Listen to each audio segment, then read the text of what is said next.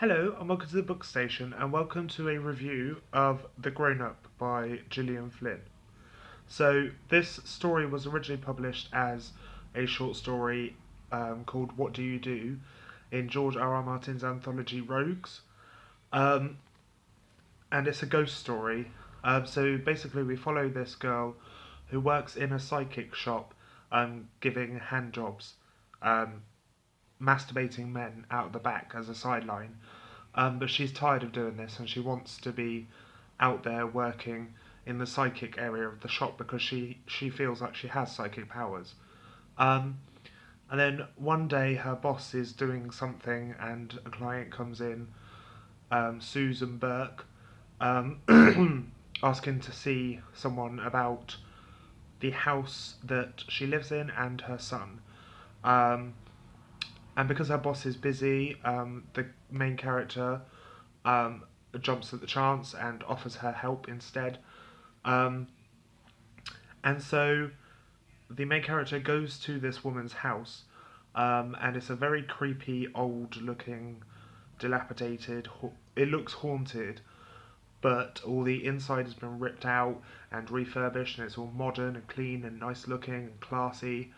Um, and yeah, but for the most part, the main character makes up things, with psychic readings, she kind of makes things up as she goes along, as we expect most psychics do.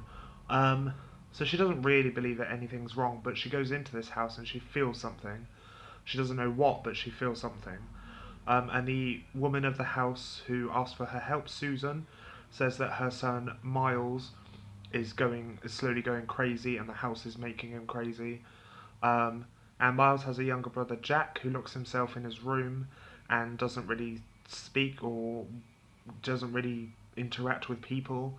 So it's a bit creepy. And there's also, when the main character goes into the house, there's like a trickle of blood on the wall, which she obviously thinks is weird and creepy. And that's really all I can say without giving massive spoilers. Um, but I will say it's a very cleverly written novel. You think you know what the situation is, but when you get to a pivotal point in the story, it changes completely. And I mean, when I don't know if it's the same for everyone reading this book, but at the end when I finished it, I still didn't know what was going on.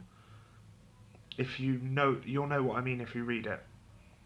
I didn't know whether the boy was a creepy sociopath like he was supposed to be, or whether it was the other person. But yeah. So anyway, in short, this is a very good story. I kind of brought this as kind of an introduction to myself to Gillian Flynn's work because I tried reading Gone Girl. I'm sorry for all Gone Girl fans, but I hated it. But I thought I'd give her another try, so I picked this up because it's very short. It's under 60 pages in total, and the text is massive.